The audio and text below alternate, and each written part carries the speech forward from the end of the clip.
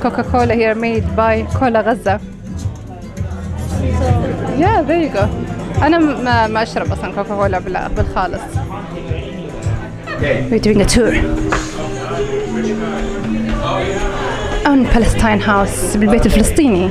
So I am doing this for the third time today. Workout, huh? So we're gonna start here. Let's wait for everybody to join in. So, well done. Okay, so we start from here, guys. So the house is made out of different places in Palestine. So the walls, the landings that you see here, they're from places that start with the word Beit. Beit Lahem, Beit Sahur, Beit Jala, Beit Omar. And the flooring are from Hebron. They're a special stone. And the mirrors are from Nablus. This wall that you see right in front of you is from Tulkarem. And Tulkarem have very nice stones called Samaka stone. Samaka stone is basically stones that we take from the earth, from the belly of the earth, and they are very, very reddish, almost like brownish red. And we call them Hajar al-Samaka, which means like the name of the soil. This one here from Jericho, the lowest point on earth, where's the Dead Sea. And coming through, we come through to this area. Hello. So this is Hebron. Come forward. I'm gonna try and raise my voice because of the music, but this is the first room of Palestine House. This room we are explaining it as Hebron. So the house was designed from three cultures: the Fatimi in Egypt, Abbasi in Iraq, and Umayyad in Sham in Syria. So this is very close to Syria. So that is what we have in Hebron, in Al-Haram al-Ibrahimi and around it. And the idea of having different parts of Palestine, just to actually make that tour relevant. So the entrance, as you noticed, is a little bit of a hole. Yusuf Habibi, travel safe, I'll see you tomorrow. Salam Habibi. Salam, ma salama. Okay. I'm gonna take my flight in about 8 hours, and then I'll just see you in Istanbul, and we're gonna do the same thing that we do here, and it's just really all fantastic but tiring. Anyway, so these two pieces that you see here, which you see a lot in Sham, in Aleppo, in Nablus, they came broken, and I was a bit heartbroken for them to be broken. So we brought them together literally piece by piece, and they look very, very, very vintage and old. You know what they say in English, every breakdown have a breakthrough, and that was a breakthrough, that when you put them together, they're amazing. So going through these two stairs, we go to our auditorium. And our auditorium is really important. Hello? So this auditorium is really important simply because it's where we create our kind of action.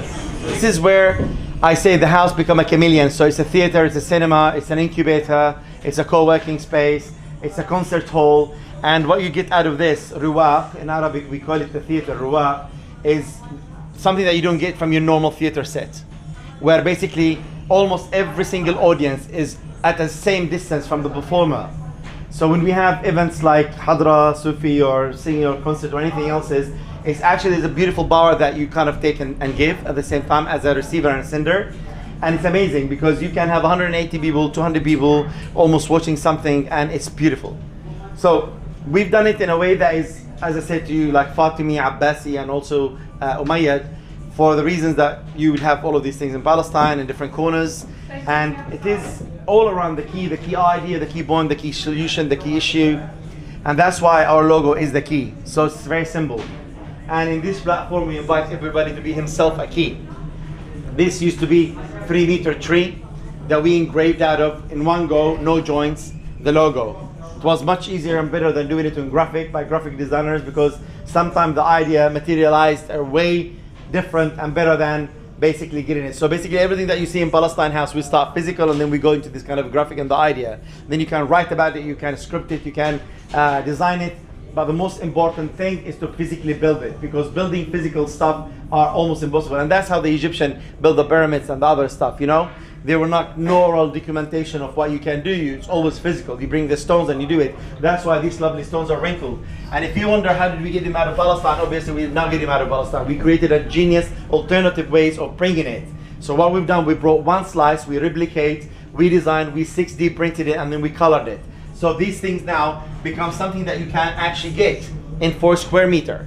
So you have basically walls from Al-Quds, walls from Nablus, this driftwood from Naqab Desert, that is the Samaka stone we were talking about. And you have that rustic door, which is almost real. It is very good imitation. It's oxidized, so you can have rust in your fingers. So that's another genius idea of creating something that is more than just a frame from Palestine. It's actually a physical movement where you can have Nablus in your house or Al-Quds in your house. And that's another example of how can you actually do things physically. You know, you continue saying, I love you, I love you, I love you. Fantastic. What does that mean? Where is the ring? Where is the kids? Where is the house? How long are you going to love me? What am I going to do with this love? Okay, thank you very much. It's the same things, pretty much. You know, when you materialize and convert that into actions, babies comes. Family are produced. Action happens. And then you don't worry. I love you mean bring me some nabbies. It's okay. Why not? Do you get me? The same thing, like let us produce a film from, you love Palestine, you go to demonstration, don't drink a coffee, you know, £100 a year, it's nothing, do it, kind of things, you know what I mean?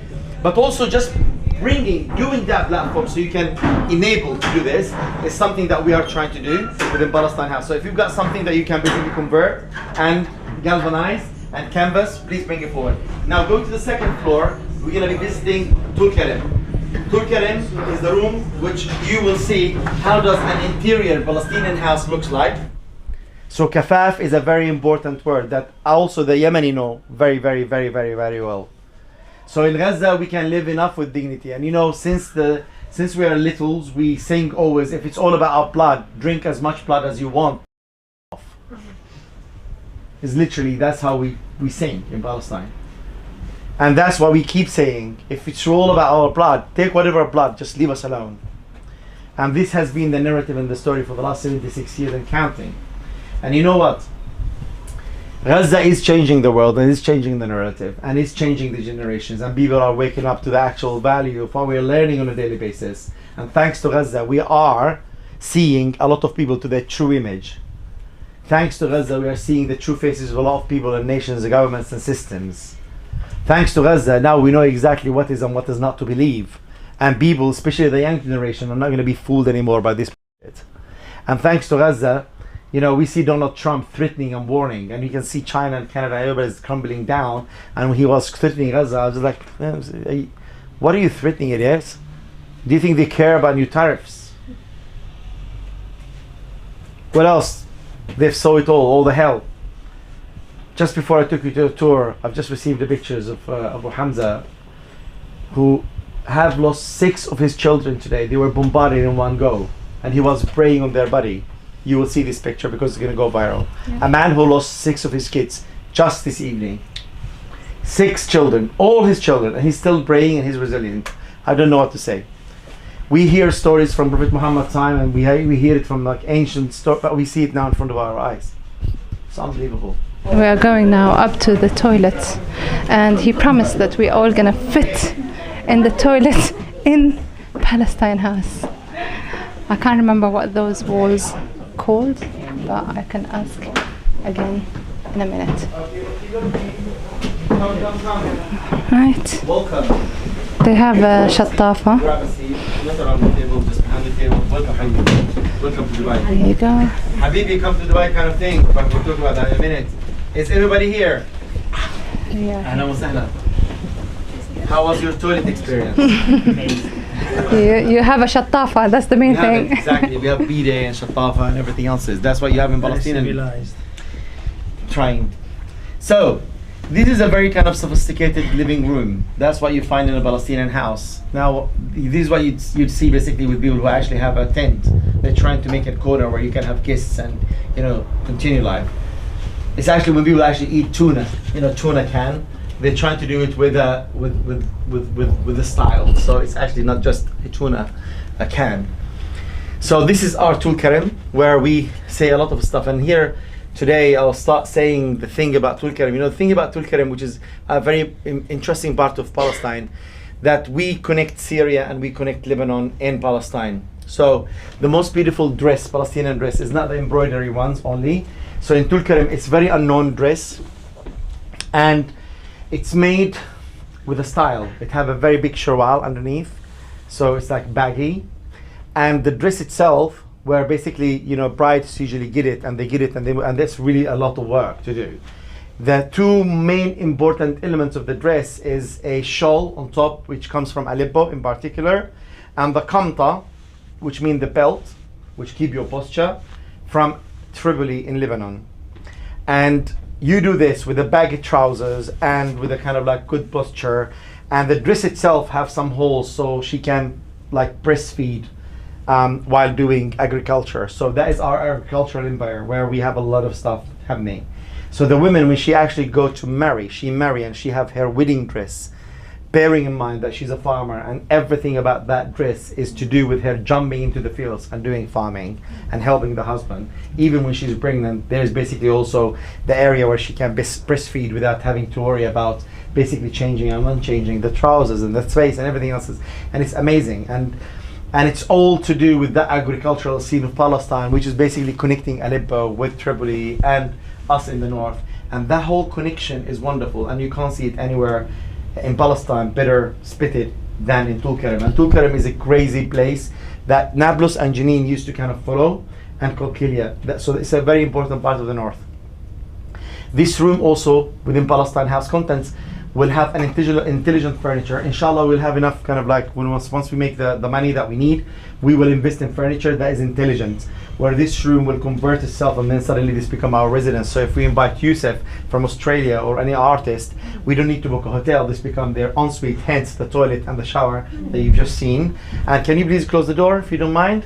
Nobody knows that this is a door, so once these doors are closed, it's just literally just a wall. So this room can be used as like a normal Arab style board meeting room that you can have meetings, and you can use it as a meeting room, and that become a public toilet. And in the evening, after the events finish and you goodbyes, then our guests can stay here, relax, decompress, and everything else. So this is kind of a multi-use room as well. Now, migrating from Tulkarem, we're going to go across the road to Jenin. And in Jenin, we're going to talk about the fetus, about the pregnancy, about twinning, and about the other things that we say. I've got literally 3 minutes left. I know you're tired, and thank you very much for being here, but let's do that thing. Welcome to Jenin. أهلا وسهلا في جنين يا شباب. Welcome to Jenin يا شباب. Okay, so Jenin. Jenin is a very important place in the north of the West Bank, and it is the sister of Gaza because of the sacrifice and the genocide that Jenin is going under. This room has been designed in a very different way. So it is basically done with wood, carpets, and the sound is a bit different. So the sound is a bit different because this room will be used by our media campaigners, by YouTubers, by TikTokers, by podcasters, whatever. So if you want to have an interview and don't know echo and everything else, you can use this room. Jenin is a very, very beautiful place in Palestine, and it's a very resilient place in Palestine.